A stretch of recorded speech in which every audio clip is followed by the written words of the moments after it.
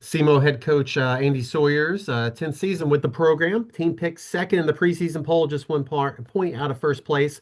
So, coach, thoughts about your team entering the 2026 season?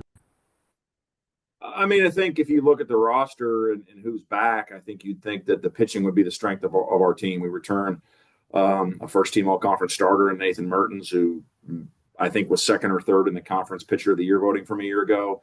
We returned the all conference closer, Jackson Cranwetter, who led the league in saves.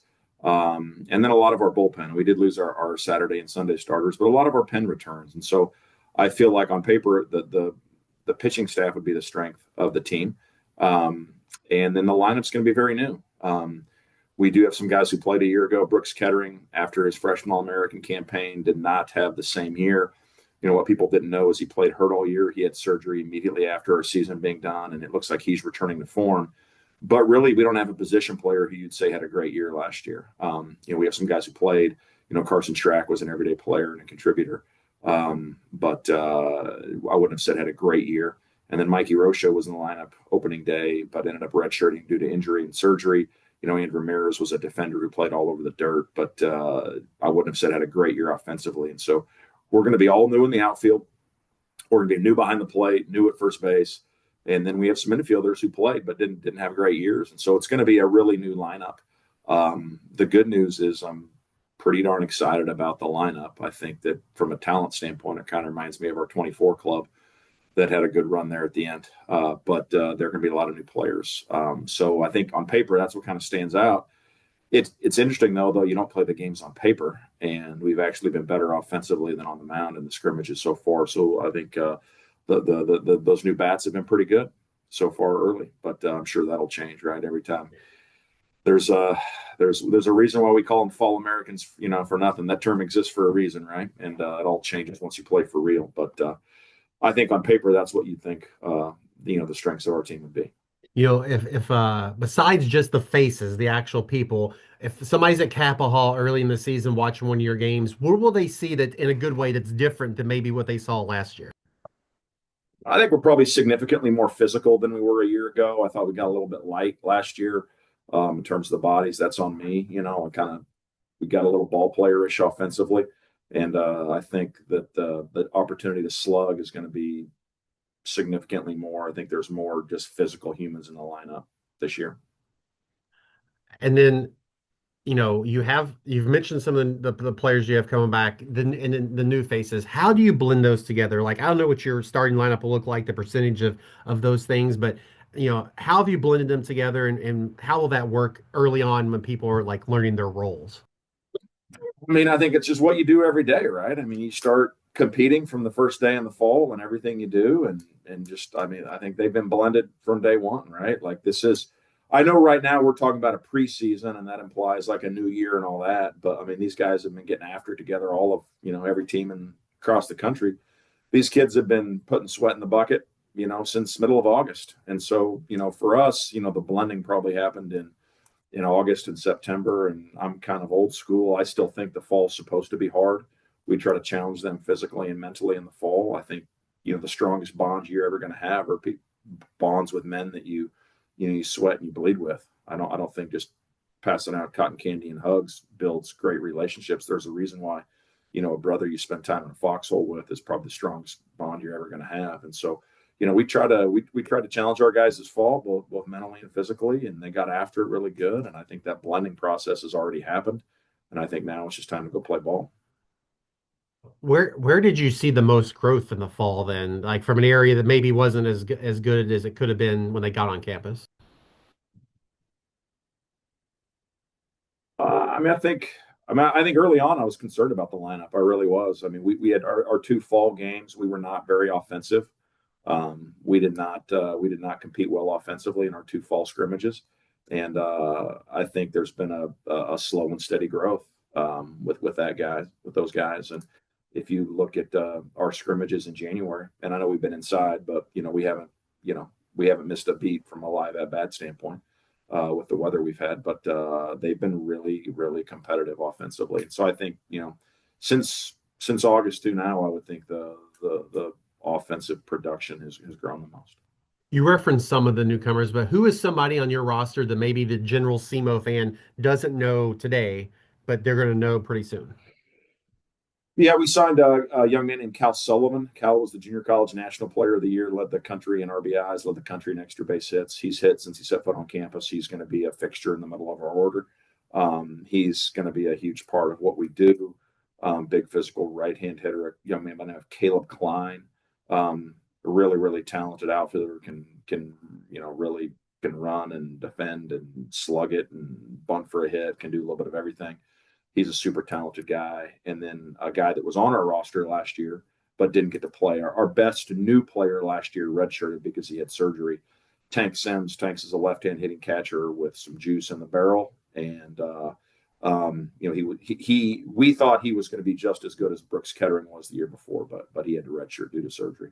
So I think those three guys are going to be like huge impact guys for us in the lineup. You start at home, you got five in a row at home to start the season. Just talk a little bit about the non-conference and some of those games before you get to the league play. Yeah, I think it's probably the most challenging schedule I've ever played. And not because we're going to Alabama or Auburn. It's just everybody we play is going to be good, and they're people like us. So we start out with Illinois State out of the Missouri Valley. Some people have picked them to Missouri Valley in some publications. We go from there to Western Kentucky. Western Kentucky was probably the best non-power four baseball program in the country last year. We've got four at Western Kentucky. They were the Conference USA champs a year ago. We come home and play Miami of Ohio. They were a regional team last year. They won the MAC conference tournament. Then we've got Milwaukee, Wisconsin at home. And then we finish up by going to Wright State. Wright State is a perennial regional team, and they won the Rising League last year. So, of the 5 weekend series we have non conference, four of the five were either picked to win their league or won their league a year ago. So, it's a really tough slate. Tuesday wise, just the normal stuff with us, plus a trip to Ole Miss. We've got Missouri at home this year, which they haven't been here in over a decade. So we're excited about Missouri coming back to campus. We play the top three teams in the Missouri Valley. If you look at different orders by the different people who pick these things, but Murray State, Illinois State, and Southern Illinois are the top three in everybody's radar. We play 7 games against those people. So it's a really competitive schedule. And I think we all would love to go 40-16, right? But I think when you play good people, those are more fun games. And just excited about the slate, excited about our group. I think there's some real talent there, but I also need to temper that with the fact that there's not very many Division I at bats in that lineup, and there's going to be some growing to go along with it. If you're 3 or 4 weeks into the season and maybe you've dropped a couple that you shouldn't have, like how do you see, like how do you make adjustments or do whatever you need to do, because then when you get to the second half of the season, which is obviously maybe the most important, how do you make those adjustments from what you're expecting going into opening day?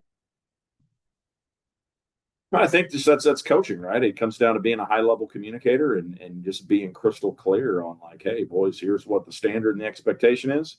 Here's where we're falling short, and here's what we got to do to get better. And I think if you kind of keep it on that, I mean, certainly I know that most of us are in this profession because we love to compete. If you kind of keep the focus off the emotions of, hey, maybe we had a tough weekend or a tough game or a tough series, and keep the focus on, boys, here's what it takes to win. Here's where we're falling short. And here's what we're going to do about it. I think you can make some progress. And then just, you've been around the OVC for a while. Thoughts about like how the league would stack up this year and just what you expect. And is it any different than what you've seen the last, 10 years? I think the league is deeper now than it has ever been. When I got here, Martin wasn't good. And now they're extraordinarily competitive, and Ryan does a great job. I think the only shortcoming that Ryan Jenkins has is I shot more ducks than he did this winter.